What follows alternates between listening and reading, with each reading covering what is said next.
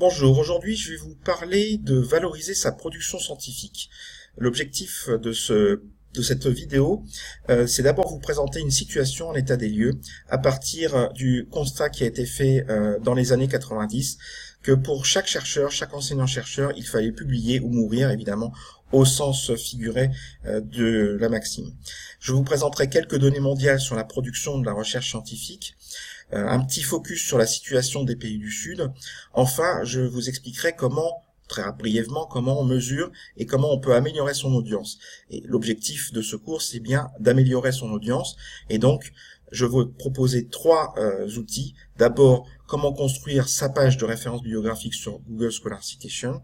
Ensuite, utiliser le portail, le réseau social ResearchGate. Et enfin, comment déposer ses travaux dans HyperArchive en ligne.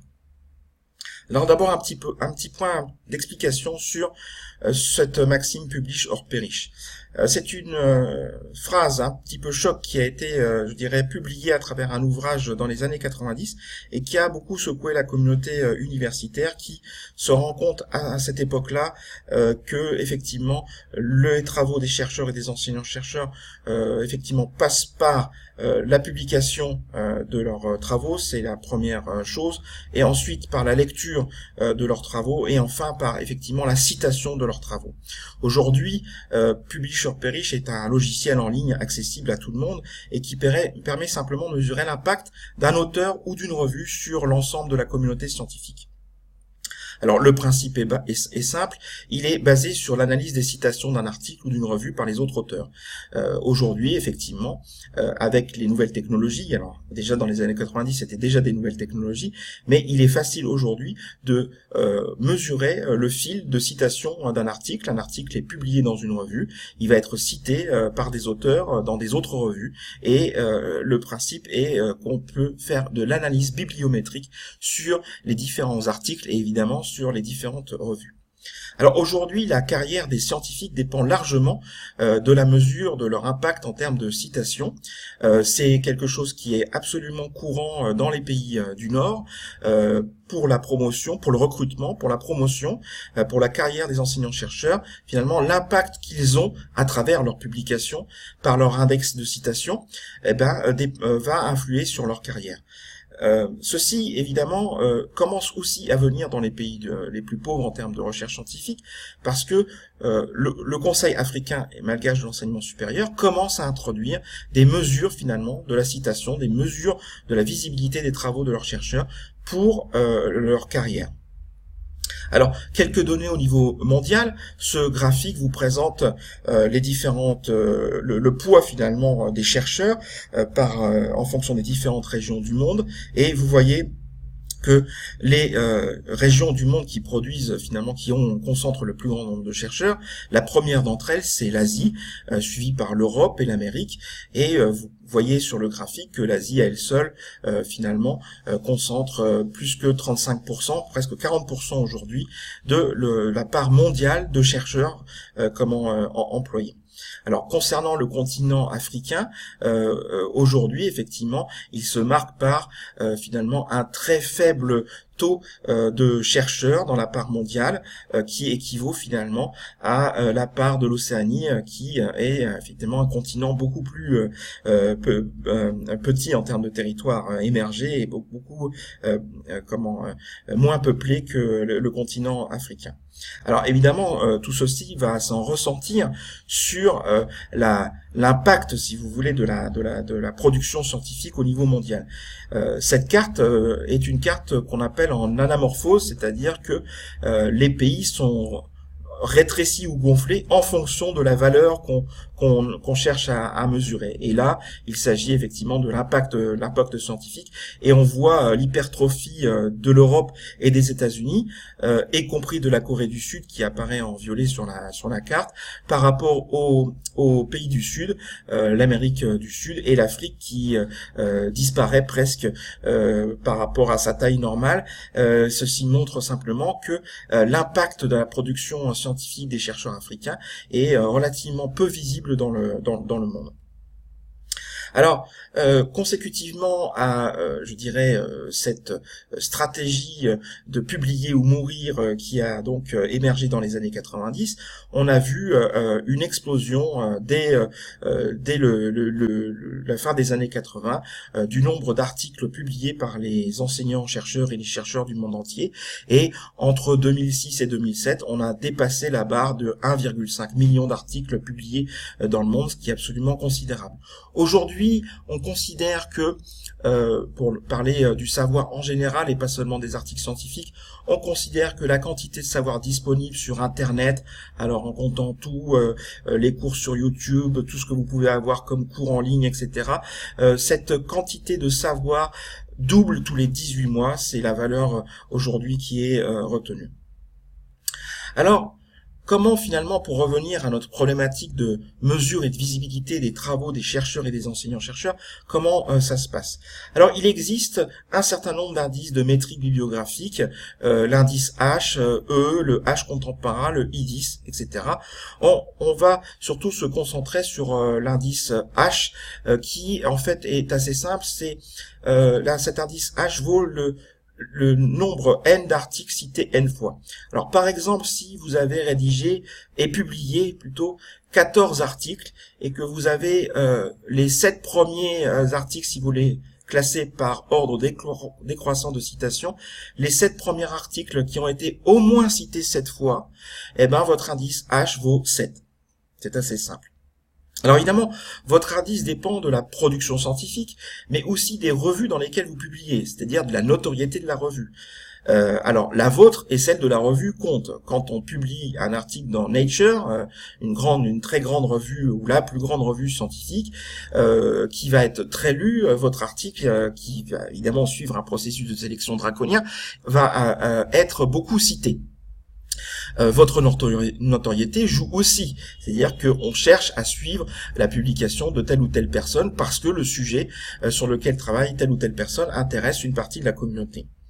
Alors, dans le nombre de revues existant dans le monde, plusieurs dizaines de milliers de revues scientifiques existent dans le monde, plusieurs milliers apparaissent chaque année.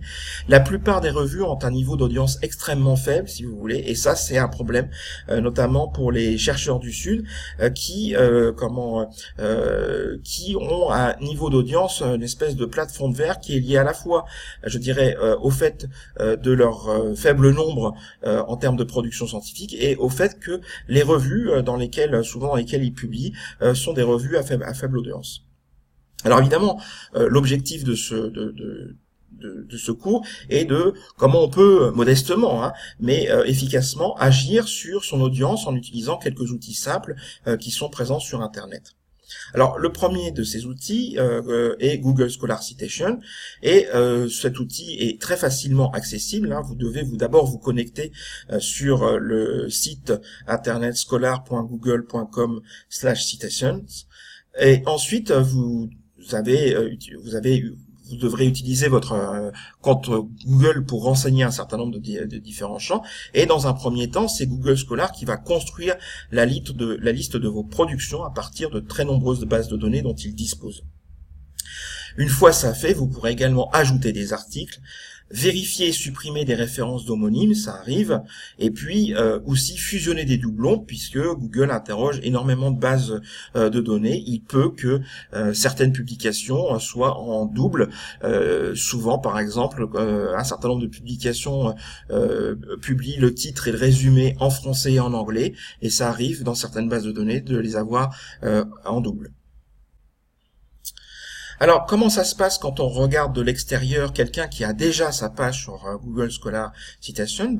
Vous voyez une page finalement assez simple, et puis vous avez effectivement le nom de la personne, ici une collègue qui fait de la recherche en écologie dans les pays du Sud, et vous voyez ici le site indique son adresse email est validée, vous avez accès à ses coordonnées électroniques. C'est un choix que fait celui qui est sur sa page Google de valider ou non son adresse email. Vous avez la liste des publications qui sont présentées, et pour chacune de ces publications, vous avez un chiffre qui apparaît en bleu, qui est le nombre de fois où cette publication a été citée. Alors, je précise, par publication, j'entends article scientifique, livre, thèse même, tout ce que Google a trouvé en fait dans les bases de données. Donc, le nombre de fois où cette citation, cette publication a été citée, et puis en noir l'année à laquelle donc fait référence cette publication. Google Scholar vous calcule deux indices, l'indice H et l'indice I10, et il calcule aussi un indice H qu'on appelle contemporain, c'est-à-dire qui recouvre les 5 dernières années, y compris pour l'indice I10, les 5 dernières années de vos références bibliographiques. Vous avez un graphique qui vous présente le nombre, chaque barre vaut le nombre de citations que vous avez eues dans l'année dans l'année en cours et dans les années précédentes. Enfin, vous avez tous vos co-auteurs qui ont eux-mêmes rédigé leur page ou mis en ligne leur page Google Scholar. Vous pouvez accéder à la liste de vos co-auteurs en cliquant sur les noms qui se présentent ici sur la droite du diaporama. Alors quand on regarde la page Google Scholar du point de vue du propriétaire, là je vous affiche ma page Google Scholar, vous avez un certain nombre d'options qui apparaissent, qui n'apparaissaient pas quand sur la page publique, et notamment une option qui est modifiée, qui vous permet de modifier tout un tas de choses, votre profil, etc., votre adresse, etc. Vous avez un bouton qui s'appelle Ajouter, qui est très utile parce qu'il permet d'ajouter un certain nombre de publications à partir de vos propres données ou à partir de bases de données que Google est en permanence en train de récupérer, etc., de mettre à jour. Vous avez un bouton plus qui vous permet d'accéder à un certain nombre d'options. Puis ici vous pouvez cocher les publications. Cocher les publications, ça vous sert à deux choses.